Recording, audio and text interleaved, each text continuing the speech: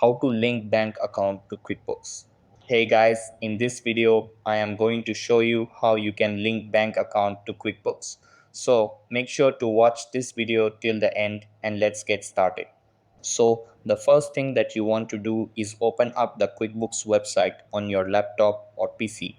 After that, sign into your account and you will be redirected to this page. Over here, you have to click on transactions, then click on bank transactions.